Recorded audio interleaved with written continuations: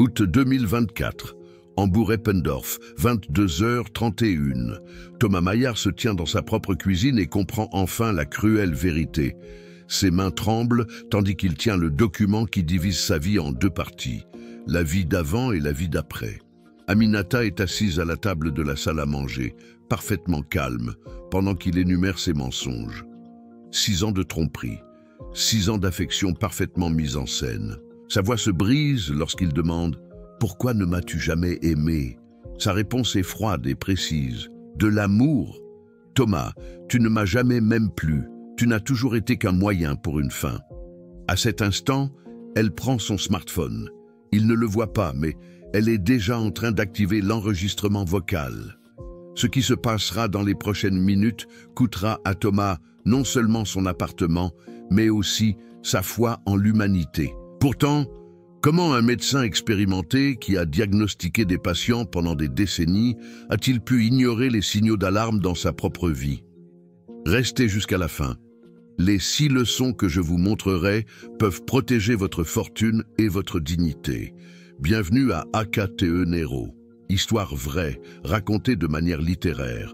6 ans plus tôt, Paris, Palais des Congrès, octobre 2018. Le Congrès international d'orthopédie et de traumatologie attire des professionnels du monde entier. Thomas Maillard a 67 ans, est à la retraite depuis 3 ans et n'est là que parce que son ancien collègue l'a persuadé. Après 40 ans de pratique en tant qu'orthopédiste à Hambourg, dont 35 dans un mariage heureux avec Marie, la vie lui semble vide. Marie est décédée en 2017 d'une crise cardiaque soudaine. Pas d'avertissement, pas de chance de dire au revoir. Thomas avait vendu son cabinet, échangé sa grande maison à Blankenese contre un appartement confortable à Eppendorf et essayait de faire face à la solitude. Sa fortune d'environ 1,8 million d'euros était plus que suffisante pour une retraite sans souci. Mais l'argent ne comble pas un vide. Le 2e jour du congrès, Thomas assiste à une table ronde sur la prothétique moderne de la hanche. Une jeune femme s'assoit à côté de lui. Elle porte un élégant tailleur bleu foncé à des tresses soigneusement nattées et un badge. Aminata Diallo, assistance médicale, hôpital Foch, Paris. Elle sourit poliment lorsque leurs regards se croisent. Thomas hoche la tête en retour. La discussion commence, mais Thomas remarque que la jeune femme prend des notes. Plus tard, pendant la pause café, elle s'approche de lui. Son français est doux et mélodieux, avec un léger accent que Thomas ne peut pas immédiatement identifier. « Excusez-moi, monsieur. J'ai vu que vous écoutiez très attentivement. Travaillez-vous aussi en orthopédie ?» demande-t-elle avec un sourire qui semble à la fois timide et ouvert. Thomas répond en français, qu'il parle couramment. « J'étais orthopédiste. Maintenant, je suis à la retraite. Et vous ?» Aminata explique qu'elle travaille comme assistante médicale à l'hôpital Foch à Suresnes, une banlieue de Paris. Elle est originaire du Sénégal, a étudié les soins infirmiers à Dakar et est arrivée en France il y a 5 ans. Elle veut continuer à se former, peut-être étudier la médecine un jour. Ses yeux brillent lorsqu'elle parle de ses rêves. Thomas est impressionné par sa motivation et son ambition. Ce que Thomas ignore, Aminata Diallo ne travaille pas à l'hôpital Foch. Elle a commandé ce badge en ligne et a étudié toute l'histoire. Elle n'est pas assistante médicale. Elle n'est pas non plus en France depuis 5 ans. Elle est là depuis 8 ans et, pendant ce temps, a rencontré, exploité et quitté 4 hommes différents. Son réseau est composé d'autres femmes sénégalaises et ouest-africaines qui communiquent via des groupes WhatsApp. Elle partage des profils de victimes potentielles, se donne des conseils sur la meilleure approche et célèbre leur succès.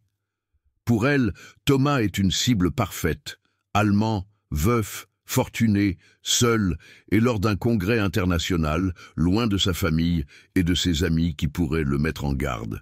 Thomas et Aminata passent beaucoup de temps ensemble au cours des 3 jours suivants du congrès. Ils assistent à des conférences, discutent de sujets médicaux et dînent ensemble. Aminata montre un vif intérêt pour la carrière de Thomas, pose des questions intelligentes et écoute attentivement. Elle parle de sa famille au Sénégal, sa mère qui travaille au marché de Dakar, ses 3 jeunes frères et sœurs qu'elle soutient avec son salaire. Elle lui montre des photos sur son téléphone, un modeste appartement dans une banlieue parisienne qu'elle partage avec une amie, des photos d'une visite à Dakar l'année dernière. Tout semble authentique, tout est mis en scène. Pour la première fois depuis la mort de Marie, Thomas se sent à nouveau vivant. Aminata ne le traite pas comme un vieil homme, mais comme une personne intéressante et intelligente. Elle lui touche le bras quand elle rit.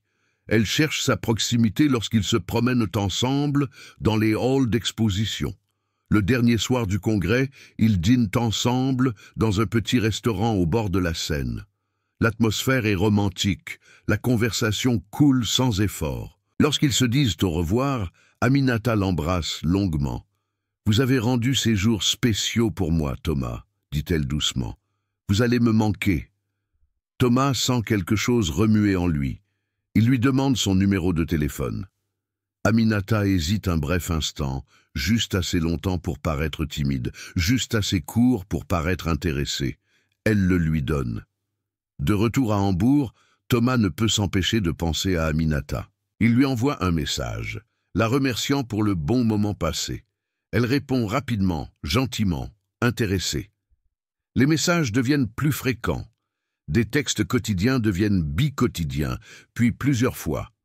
Aminata lui envoie des photos de sa vie quotidienne à Paris, l'hôpital où elle est censée travailler, un café où elle prend son petit déjeuner, le métro en allant au travail. Elle s'enquiert de sa journée, se souvient des détails de leur conversation, montre un intérêt sincère. Thomas se sent compris et apprécié. Après 6 semaines, il propose de lui rendre visite à Paris. Aminata répond après un délai de 3 heures, calculé pour ne pas paraître trop empressé. « Je serai très heureuse de te revoir, Thomas. Mais laisse-moi te prévenir, si tu viens, tu pourrais ne plus vouloir te débarrasser de moi. » En décembre 2018, Thomas s'envole pour Paris. Il réserve une chambre à l'hôtel Le Bristol, l'un des meilleurs hôtels de la ville. Aminata le rejoint dans le lobby. Elle porte une simple robe noire, un maquillage discret, une petite chaîne en or, rien de tape à l'œil mais élégant. Ils s'embrassent et Thomas sent à quel point cela lui semble naturel. Les 4 jours suivants sont comme un rêve. Aminata lui montre Paris du point de vue d'une locale. Ils mangent dans de petits restaurants sénégalais à Château-Rouge, où Aminata parle wolof avec les propriétaires et introduit Thomas dans un monde qu'il ne connaissait pas. Ils visitent des musées, se promènent le long de la Seine, boivent du café dans des cafés cachés. Le soir, elle s'assoit avec lui à l'hôtel, et ils parlent de tout et de rien. Lors d'une de ces nuits, alors qu'ils sont assis dans sa chambre avec un verre de vin, Aminata s'ouvre émotionnellement. Les larmes aux yeux, elle lui raconte sa vie difficile. Son père est mort quand elle avait 12 ans. Sa mère a dû élever seule 4 enfants. Aminata est venue en France avec le rêve de réussir, d'aider sa famille, de construire une vie meilleure. Mais c'était difficile. Elle a travaillé dans des emplois que Thomas ne devrait pas connaître juste pour joindre les 2 bouts. Elle envoie de l'argent chez elle tous les mois. Ses frères et sœurs ne peuvent aller à l'école que grâce à son soutien. « Mais parfois, je me demande si tout cela en vaut la peine, » murmure-t-elle. Mais ensuite, je pense à ma petite sœur Fatou, qui veut devenir enseignante, et je sais que je dois continuer. Thomas est profondément ému. Il voit en Aminata non seulement une jeune femme séduisante, mais une personne avec des principes, un sens du sacrifice et des rêves. Il se sent honoré qu'elle s'ouvre à lui de cette manière. Cette nuit-là, ils dorment ensemble pour la première fois. Pour Thomas, c'est plus que physique. C'est un lien émotionnel qu'il n'avait plus ressenti depuis la mort de Marie. Pour Aminata, c'est un investissement calculé. L'hameçon est planté. Ce que Thomas ne voit pas, ce sont les messages WhatsApp qu'Aminata envoie plus tard. Dans un groupe nommé Réseau Solidarité, elle écrit en français « Le médecin allemand est accroché, riche, seul, désespéré, parfait. » Ses amis répondent avec des émojis et des félicitations. L'une d'elles écrit « Combien de temps avant le mariage ?» Aminata répond « Doucement, il faut qu'il pense que c'est son idée. » Dans les mois suivants, Thomas rend régulièrement visite à Aminata à Paris. Il s'envole toutes les 3 semaines pour un long week-end. Il l'invite dans les meilleurs restaurants, lui achète des cadeaux, pas ostensiblement chers, mais bien pensés. Une belle écharpe Hermès, parce qu'elle a mentionné une fois qu'elle aimait les écharpes. Une montre bracelet en or, parce que la sienne était cassée. Un nouveau smartphone, parce que l'ancien était lent. Aminata accepte chaque cadeau avec gratitude et modestie. Elle lui assure constamment qu'elle n'est pas avec lui pour son argent. « Thomas, seule ta compagnie compte pour moi », répète-t-elle. Cette assurance rend impossible pour Thomas de remettre en question ses motivations. En mars 2019, Thomas suggère qu'Aminata lui rende visite à Hambourg. Elle hésite. Elle doit travailler, dit-elle. Les vacances sont difficiles à obtenir. Mais Thomas insiste. Il organise tout, réserve son vol, prépare son appartement. Quand Aminata arrive à Hambourg, elle joue son rôle à la perfection. Elle est impressionnée par son appartement avec vue sur l'Alster, admire sa collection d'art, lui cuisine des plats sénégalais traditionnels, tiboudienne, yassa poulet, mafé. Thomas est enchanté. Cette semaine lui montre à quel point la vie pourrait être belle avec quelqu'un. La solitude qui l'accompagne depuis la mort de Marie cède la place à un nouveau sentiment, l'espoir. Le dernier jour de sa visite, ils sont assis sur son balcon, regardant l'Alster. Aminata dit doucement, « Thomas, je dois te dire quelque chose. Cette semaine a été la plus heureuse de ma vie, mais j'ai peur. » Thomas demande pourquoi. Elle lui prend la main. « Parce que j'ai développé des sentiments pour toi, de vrais sentiments, et je ne sais pas si c'est intelligent. Tu vis ici, moi à Paris. Tu es allemand, je suis sénégalaise. Tu as un passé, une femme décédée que tu as aimée. Je ne suis qu'une femme simple qui essaie de s'en sortir. Nous sommes si différents. » Le cœur de Thomas fond. Il la serre dans ses bras. « Aminata, rien de tout cela n'a d'importance. Ce que je ressens pour toi est réel. Trouvons un moyen pour que cela fonctionne. » Leur relation s'intensifie dans les semaines suivantes. Thomas continue de s'envoler régulièrement pour Paris et Aminata vient plus souvent à Hambourg. En juillet 2019, près de 9 mois après leur première rencontre, Thomas fait une proposition. Il est assis avec Aminata dans son salon et dit « Aminata, j'ai 67 ans, il ne me reste pas un temps infini. Je ne veux pas gaspiller ce temps à faire la navette entre 2 villes. Je veux que tu vives avec moi. Viens t'installer à Hambourg. Je te soutiendrai jusqu'à ce que tu trouves un travail. Nous pouvons construire une vie ensemble. » Aminata simule parfaitement la surprise et l'accablement. Elle pleure. Elle dit que c'est trop, qu'elle ne peut pas accepter cela. Mais Thomas insiste. « Tu m'as redonné la vie, Aminata. Laisse-moi te donner quelque chose en retour aussi. » Ce que Thomas ignore, c'était exactement le plan. Aminata et son réseau ont calculé cette évolution depuis le début. L'étape suivante est cruciale, le mariage. Car ce n'est qu'en tant qu'épouse d'un citoyen allemand qu'Aminata peut obtenir le permis de séjour tant désiré. Et après 3 ans de mariage, celui-ci devient permanent. C'est l'objectif. Tout le reste n'est qu'un moyen pour une fin.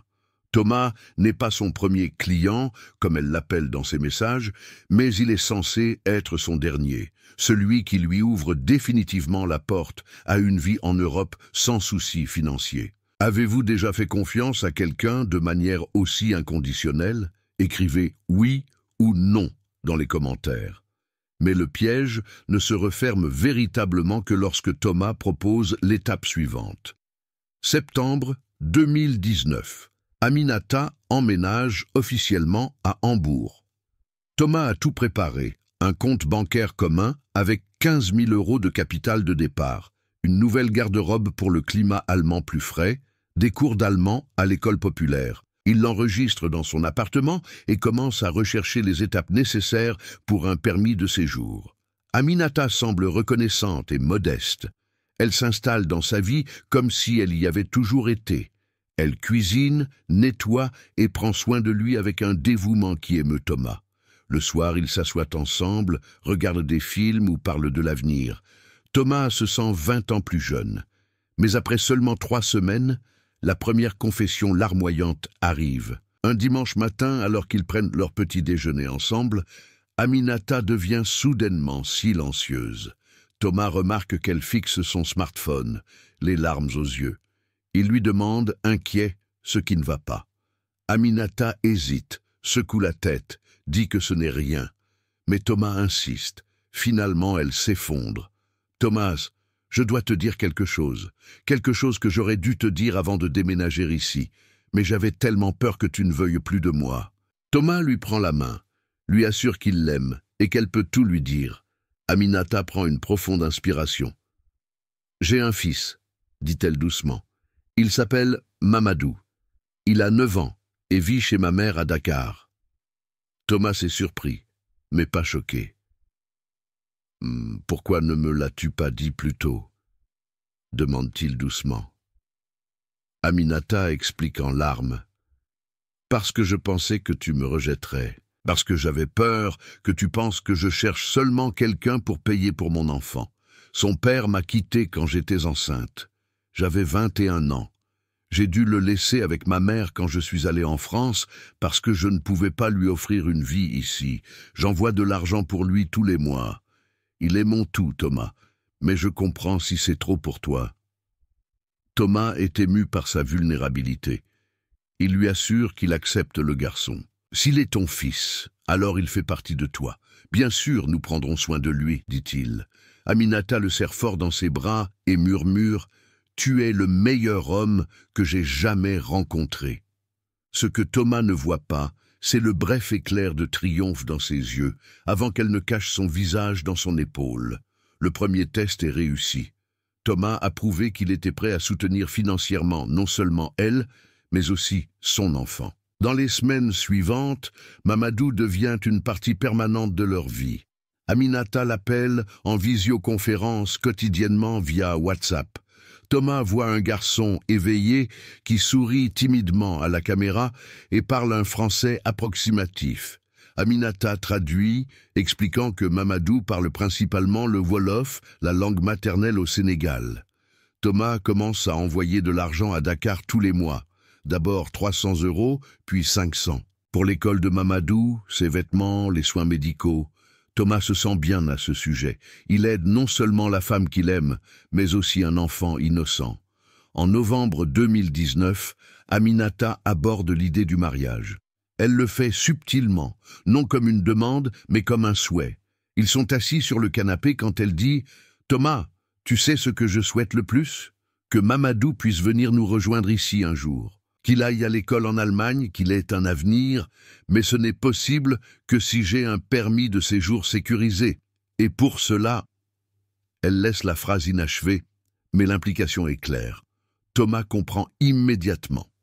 Le mariage non seulement sécuriserait Aminata légalement, mais permettrait également à son fils de la rejoindre. Il n'a pas besoin de beaucoup de temps pour réfléchir.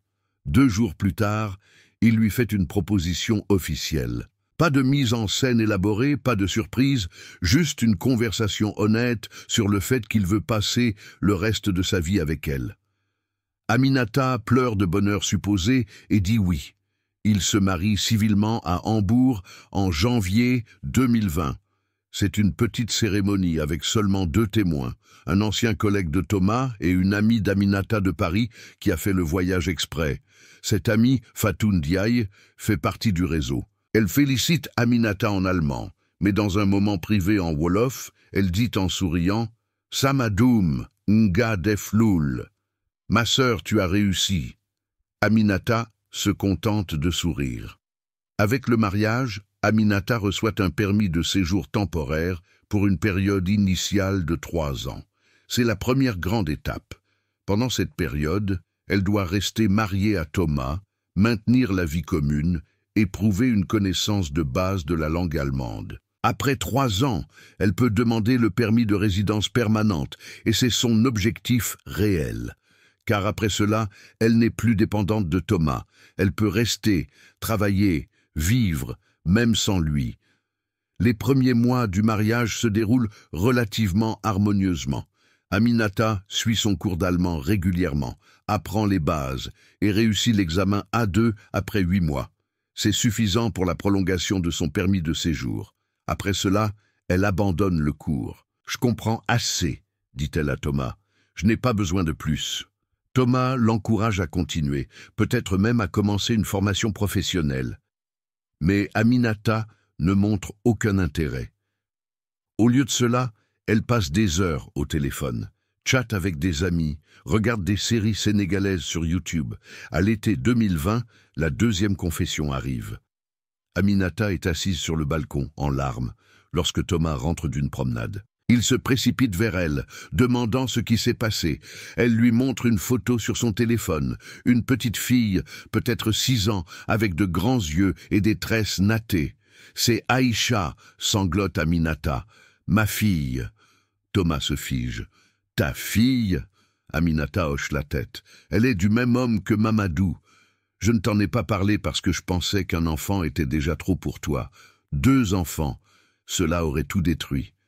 Mais je ne peux plus mentir, Thomas. Je rêve d'elle toutes les nuits. Elle demande à ma mère quand sa maman rentrera à la maison. » Thomas est bouleversé, pas en colère. Il se sent trompé, mais il voit aussi le désespoir d'Aminata. C'est une mère séparée de ses enfants. Comment pourrait-il lui reprocher cela? Après une longue nuit de conversation, il lui assure qu'il prendra également soin d'Aïcha. À partir de ce moment, il transfère 800 € par mois à Dakar, pour les 2 enfants, pour l'école, la nourriture, les vêtements, les soins médicaux. La mère d'Aminata envoie régulièrement des photos et des vidéos. Thomas développe un lien avec ses enfants qu'il n'a jamais rencontrés. Il imagine qu'ils viendront un jour à Hambourg, qu'il leur montrera la ville, qu'ils deviendront une famille. Mais avec chaque mois, Aminata change. La tendresse diminue. Les longues conversations deviennent plus rares. Elles semblent distantes, souvent irritables.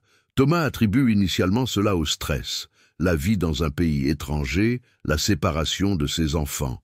Il essaie d'être compréhensif, mais il remarque qu'Aminata a de plus en plus souvent des rendez-vous. Elle rencontre des amis de la communauté sénégalaise à Hambourg. Elle se rend parfois à Francfort pour un week-end, où une cousine est censée vivre. Lorsque Thomas demande s'il peut l'accompagner, elle refuse. « Ce sont des réunions de femmes, dit-elle.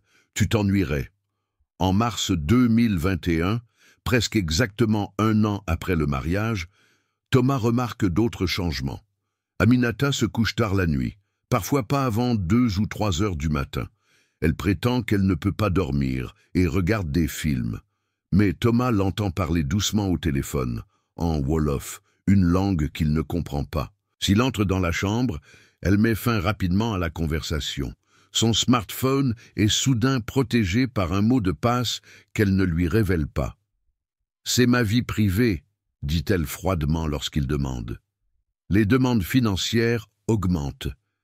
D'abord, ce sont de petites choses. Un nouveau téléphone parce que le sien a été prétendument volé. Ensuite, des sommes plus importantes. Mamadou a besoin d'une opération, 2000 €. L'école d'Aïcha exige de nouveaux uniformes et livres, 500 €. La mère d'Aminata est malade, a besoin de médicaments, 800 €. Thomas paie tout, sans poser de questions. Mais il remarque que les demandes deviennent de plus en plus urgentes, les montants de plus en plus élevés. En l'espace d'1 an, il a transféré plus de 30 000 € au Sénégal, en plus des 800 € mensuels pour les enfants. En juin 2021, Aminata célèbre son 3e anniversaire en Allemagne. Cela signifie, dans quelques mois, elle pourra demander le permis de résidence permanente. Thomas n'est pas conscient de l'importance cruciale de ce moment. Pour lui, ce sont 3 ans de relation. Pour Aminata, c'est le compte à rebours vers l'objectif final. Son avocate, une juriste allemande spécialisée en droit de la migration qui a un nombre étonnant de clientes originaires d'Afrique de l'Ouest, prépare déjà tous les documents. Aminata doit prouver 3 ans de mariage, résidence commune, connaissance suffisante de la langue allemande, moyens de subsistance assurés. Tout est rempli. En octobre 2021, Aminata soumet la demande. Thomas l'accompagne à l'Office des étrangers, signe toutes les déclarations d'engagement nécessaires, assure aux fonctionnaires que leur mariage est authentique et que la vie commune existe. En décembre, Aminata reçoit la notification. Son permis de résidence permanente est approuvé. Elle est maintenant légalement indépendante de Thomas. Elle peut rester, travailler, vivre en Allemagne, même si le mariage se termine. La cage dorée s'est ouverte, et Thomas lui-même a mis la clé dans sa main. Auriez-vous remarqué les changements? Écrivez « plus tôt » ou « date trop tard » dans les commentaires. Ce que Thomas ne soupçonne pas, à partir de ce moment, le vrai visage d'Aminata commence à apparaître, et la brutalité de ce qui suit le détruira complètement. Janvier 2022. La nouvelle année commence un nouveau chapitre dans la vie de Thomas, mais pas comme il l'avait espéré. Aminata a son permis de résidence permanente depuis 6 semaines maintenant. Et en ces 6 semaines, sa personnalité a changé si radicalement que Thomas se demande s'il a bien la même femme devant lui. L'Aminata aimante et reconnaissante qu'il a rencontrée n'existe plus. À sa place, une étrangère froide et exigeante est apparue. Cela commence par de petites choses. Aminata ne cuisine plus. « Je ne suis pas une femme de ménage », dit-elle lorsque Thomas en parle. Elle ne nettoie plus. « Tu peux payer une femme de ménage si c'est si important pour toi. » Elle ne montre plus d'affection. Quand Thomas essaie de l'embrasser, elle se retire. La nuit, elle dort dos à lui, aussi loin que possible sur le bord du lit. Elle répond à ses questions par monosyllabes ou pas du tout. Les conversations qui duraient autrefois tard dans la nuit n'existent plus. Au lieu de cela, Aminata est assise, pendant des heures à la table de la salle à manger, fixant son smartphone et tapant des messages sans arrêt. Thomas essaie de comprendre ce qui s'est passé. Peut-être est-elle déprimée, pense-t-il. La séparation de ses enfants lui pèse. La vie en Allemagne est plus dure qu'elle ne le pensait. Il propose d'aller ensemble chez un thérapeute de couple. Aminata rit froidement. « Thérapeute, tu crois que je suis malade? Peut-être que le problème est que tu es trop vieux pour me comprendre. » La phrase frappe Thomas comme un coup de poing. Pour la première fois en 3 ans, elle mentionne l'âge. Quelque chose qui n'avait jamais joué un rôle entre eux. Ou du moins, Thomas l'avait cru. La situation empire en février. Aminata lui reproche des choses qui ne se sont jamais produites. Elle l'accuse de regarder d'autres femmes lorsqu'ils font des courses ensemble. Elle prétend qu'il la contrôle lorsqu'il demande où elle était. Elle l'accuse de la traiter comme une enfant lorsqu'il s'inquiète parce qu'elle n'est pas rentrée à la maison avant 4 heures du matin. « Je ne suis pas ta prisonnière », lui crie-t-elle. « Je peux aller et venir quand je veux. Tu n'as rien à me dire. » Puis viennent les voyages. Aminata annonce qu'elle va rendre visite à son amie Fatou à Paris. Elle reste absente pendant 1 semaine. Quand elle revient, elle apporte de nouveaux vêtements, des pièces de créateurs chères qu'elle n'aurait pas pu payer avec son revenu inexistant. Thomas ne demande pas. Il a peur de la réponse. En mars, elle se rend à Francfort, prétendument chez sa cousine. Cette fois, elle reste absente pendant 10 jours. Elle répond à peine à ses messages, ne répond pas au téléphone. Quand elle revient, elle sent un parfum étranger et ne montre aucun remords pour son absence. Thomas commence à enquêter. Ce n'est pas une personne méfiante, mais la situation ne lui laisse pas le choix. Un jour, alors qu'Aminata est chez le coiffeur, il prend son ancien smartphone, celui qu'elle avait remplacé après le prétendu vol, mais qu'elle n'avait pas jeté. Il n'a pas de mot de passe. Il l'allume. Ce qu'il trouve le choque profondément. Des groupes WhatsApp avec des noms comme Sœur Allemagne, Réseau Hambourg, Stratégie Europe. Les messages sont principalement en français et en wolof, mais Thomas parle couramment le français. Il commence à lire. Les messages remontent à 2018, bien avant qu'il ne rencontre Aminata. Des femmes échangent des informations sur des hommes allemands qu'elles ont rencontrés. Elles partagent des profils, nom, âge, fortune, faiblesse. Elles se donnent des conseils. Pleure quand tu lui racontes ton enfance difficile. Attends le 2e enfant jusqu'à ce qu'il ait accepté le premier. Après 3 ans de mariage, tu es en sécurité, laisse-le tomber ensuite. C'est un système, un guide, un véritable manuel pour exploiter les hommes solitaires. Et le nom de Thomas apparaît plusieurs fois. Le médecin Thomas est généreux, écrit Aminata. Il a déjà envoyé 45 000 € au Sénégal. Le docteur Thomas est généreux. Il a déjà envoyé 45 000 € au Sénégal. Thomas sent le sol se dérober sous ses pieds. 45 000 €? Il avait effectué les virements mensuels, mais il n'avait pas compté. Il ouvre sa banque en ligne et vérifie les transactions des 3 dernières années. La somme est effarante. 57 000 €. Pas 45, mais 57. Pour des enfants qui n'existent peut-être même pas. Pour des urgences qui ont pu être fabriquées. Pour une femme qui lui a menti depuis le début. Il continue de lire. Un message de Fatou, l'ami de Paris qui était témoin à leur mariage. « Aminata, quand vas-tu divorcer? Tu as déjà ce que tu voulais. » La réponse d'Aminata. « Pas encore. Je dois d'abord vider ses comptes. » Les mains de Thomas tremblent. Il fait défiler. Des photos d'Aminata à Paris, dans des boîtes de nuit entourées d'hommes. Des photos de restaurants chers, de bouteilles de champagne, de chambres d'hôtel. Un message à une amie. « J'ai rencontré un Français hier. Riche aussi. Thomas ne sait rien. J'ai rencontré un Français hier. Riche aussi. Thomas ne sait rien. » La vérité frappe Thomas de plein fouet. Aminata mène une double vie. Les voyages à Paris et Francfort ne sont pas pour voir des amis ou de la famille. Ils sont pour d'autres hommes. Peut-être travaille-t-elle même dans la prostitution. Peut-être entretient-elle des relations parallèles avec plusieurs hommes fortunés en même temps. Il ne sait pas exactement, mais les indices sont accablants. Et le pire, les enfants. Il trouve un message de la mère d'Aminata à Dakar en français. « Aminata, Mamadou demande quand tu envoies l'argent pour l'école. » Puis un message ultérieur. « J'ai reçu seulement 200 € ce mois. Tu as dit que tu enverrais 800. » Thomas comprend. Sur les 800 € qu'il transfère mensuellement, seuls 200 parviennent aux enfants. 600 € disparaissent dans les propres poches d'Aminata pour ses voyages, ses vêtements, sa vie secrète. Les enfants existent bel et bien, mais ils ne bénéficient guère de sa générosité. Aminata n'a pas seulement trahi Thomas, mais a aussi volé ses propres enfants. Thomas est assis dans son salon, l'ancien smartphone à la main, et se sent complètement vide. 3 ans de sa vie, presque 100 000 €, tout son espoir d'un nouvel amour, d'une nouvelle famille. Tout était un mensonge parfaitement mis en scène, planifié de sang-froid. Aminata ne l'a jamais aimé, elle ne l'a jamais même apprécié. Il n'a toujours été qu'un moyen pour une fin.